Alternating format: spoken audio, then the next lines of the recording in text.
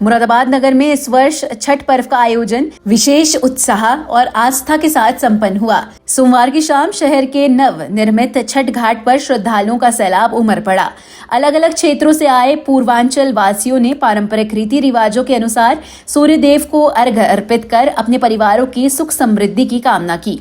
घाट परिसर छठ मैया के जयकारों, पूजा की मंत्र ध्वनियों और पारंपरिक भजनों से देर रात तक गूंजता रहा। महिलाओं ने रंग बिरंगी साड़ियों और पारंपरिक श्रृंगार के साथ पूजा सामग्री लेकर घाट पर पहुंचकर अस्त होते हुए सूर्य देव को अर्घ्य अर्पित किया। उनके साथ बच्चों और युवाओं का उत्साह भी देखने लायक था। पूरे वातावरण में आध्यात्मिकता और लोक संस्कृति की सुगंध फैलती दिखी। दियों की रोशनी, फूलों की सजावट और भजन कीर्तन की मधुर स्वर लहरियों ने कार्यक्रम में भव्यता जोड़ दी।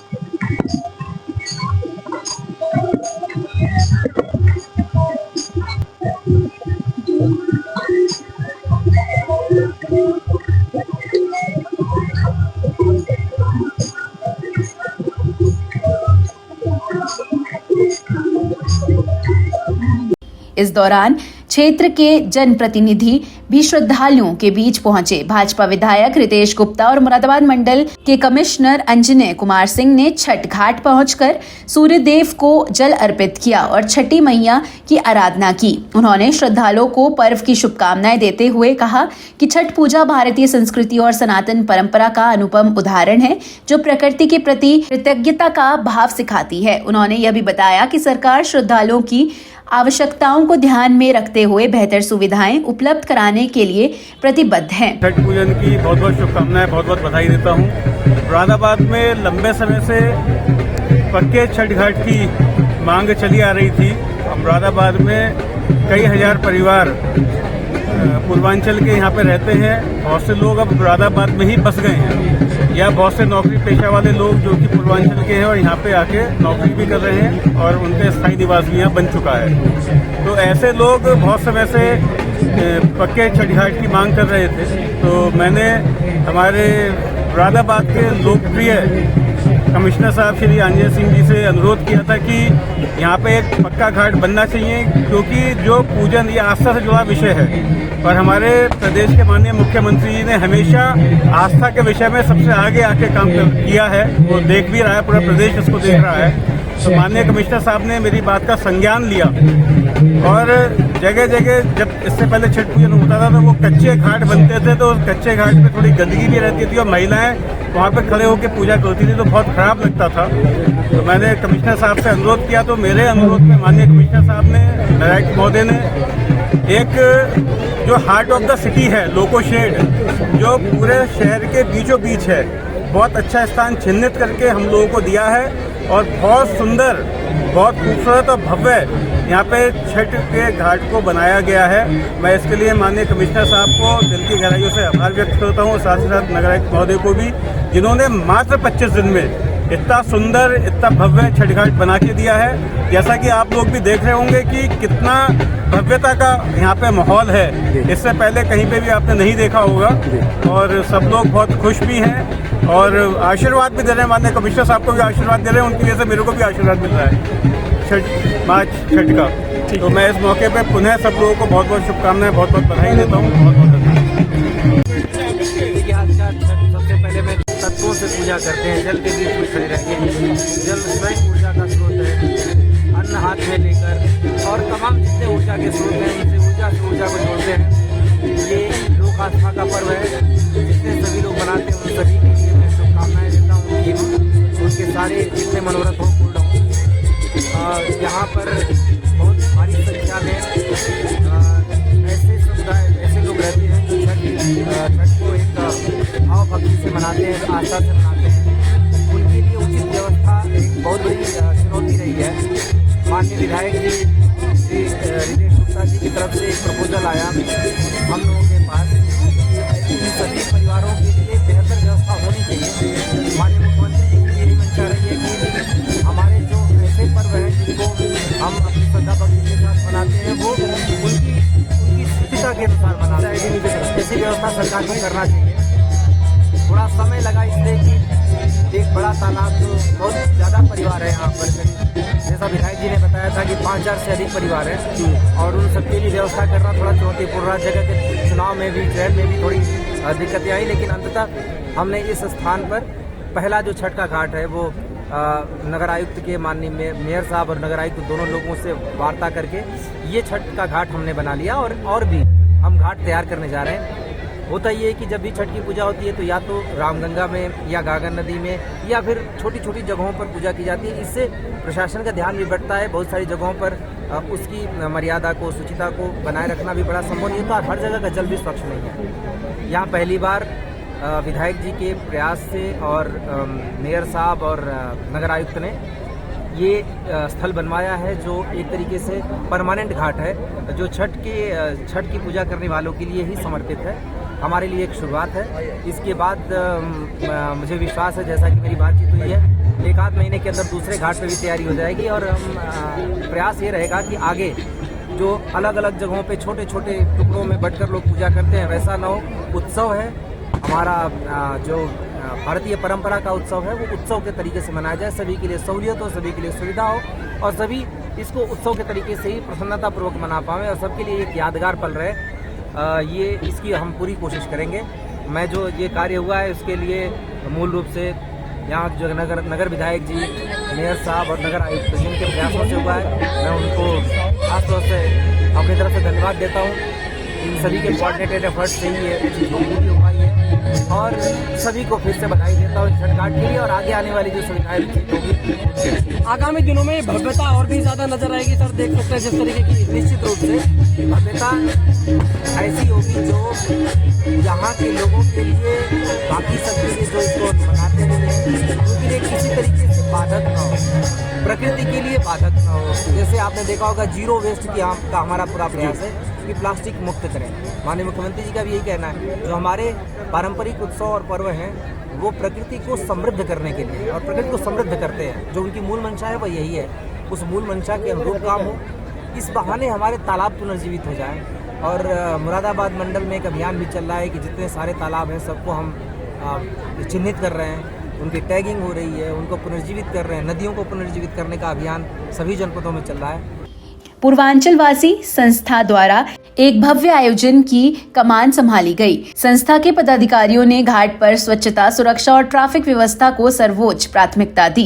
घाट के किनारे पुलिस बल की तैनाती, महिला सुरक्षा टीम और स्वयं सेवकों ने मौके पर पूरी मुस्तैदी के साथ अपनी जिम्मेदारियां निभाई। आयोजन स्थल पर मेडिकल टीम भी मौजूद रही ताकि किसी भी प्रकार की आपात स्थिति में तुरंत सहायता उपलब्ध कराई जा सके। पूरे कार्यक्रम के दौरान श्रद्धालुओं में अनुशासन और संयम देखने को मिला।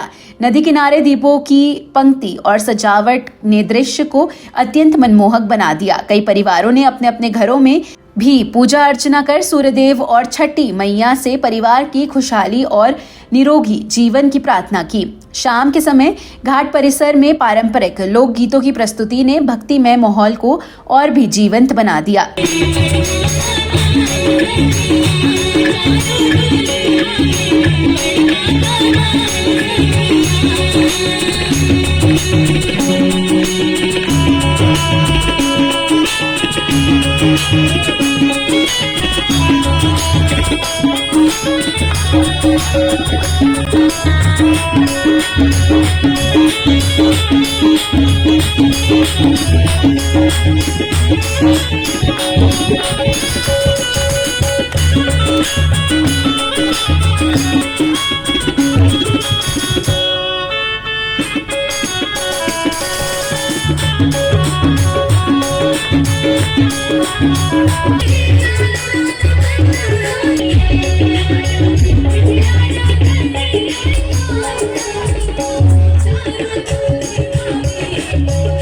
छठ पर्व ने इस वर्ष मुरादाबाद में न केवल धार्मिक शुचिता का संदेश दिया बल्कि सामाजिक एकता और सांस्कृतिक समरसता का भी उदाहरण प्रस्तुत किया। विभिन्न समुदायों और क्षेत्रों से आए लोगों का आपसी सहयोग और समर्पण कार्यक्रम आयोजकों के लिए प्रेरणादायक रहा। नवनिर्मित घाट पर श्रद्धालुओं की अभूतपूर्व भीड़ यह दर्शाती है कि छठ पर्व अब शहर की सांस्कृतिक पहचान का महत्वपूर्ण हिस्सा बन चुका है। श्रद्धालुओं ने आशा जताई कि आने वाले वर्षों में भी इसी तरह भव्य और सुव्यवस्थित आयोजन होते रहें, ताकि आने वाली पीढ़ियां अपनी परंपराओं से जुड़ी रहे और संस्कृति के संरक्षण में अपना महत्वपूर्ण योगदान दे सके। हम लोग आज हमारा छठ का पर्व है और बहुत धूमधाम से मनाया जाता है और हम लोग पूरब के रहने वाले हैं और ये मतलब हमारा जो छठ है ये 36 घंटे का व्रत होता है। इसमें एक मतलब जो ये इसमें पूड़ी और ये मतलब सब पकवान बनता है और छठ पूजा में बहुत धूमधाम से ये होता है व्रत। और हमारे ये कमिश्नर साहब, डीएम साहब और जितने भी अधिकारी हैं उन लोग के सौजन्य से ये हमें अच्छा घाट मिला है और बहुत धूमधाम है, बहुत अच्छी जगह है और उत्साहित और इससे मतलब ये मतलब 36 घंटे का व्रत है। इसका वो जिसकी जैसी मतलब श्रद्धा हो वो करना चाहिए व्रत, मनोकामना।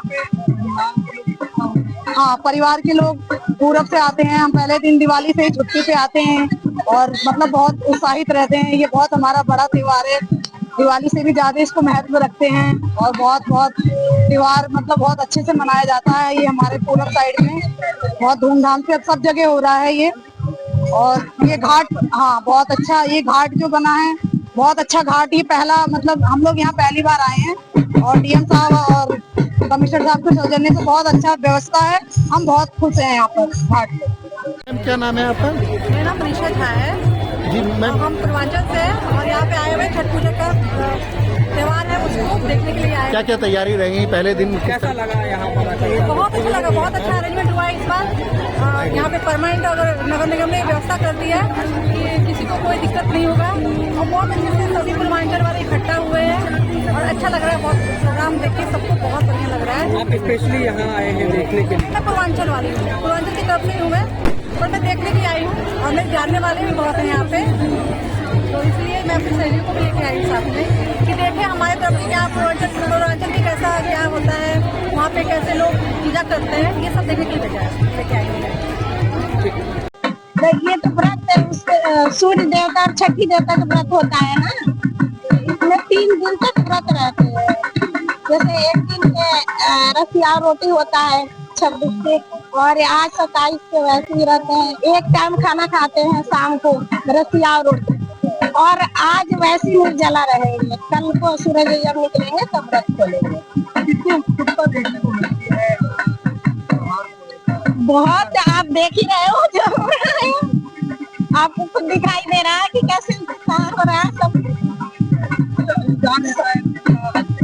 हाँ क्यों नहीं, सबको इंतजार रहता है। बाहर से लोग आ जाते हैं, विदेश से लोग आते हैं यहाँ। जो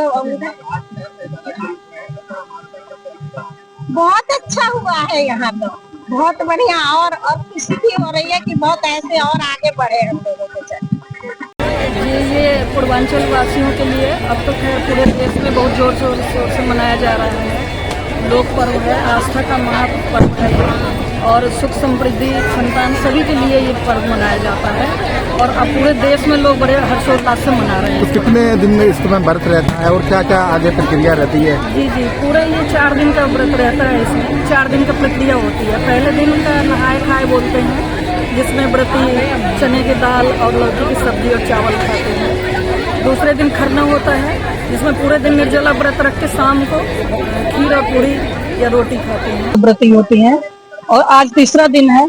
तीसरे दिन डूबते हुए सूर्य को अर्घ देते हैं। यही इस व्रत का मतलब आस्था का प्रतीक है कि डूबते हुए को भी अर्घ दिया जाता है और पूजा जाता है। और कल सुबह का जो रहेगा वो उगते हुए सूर्य को अर्घ देके इस व्रत का समापन होगा और तब जाकर व्रती पारायण करेंगे इस व्रत का।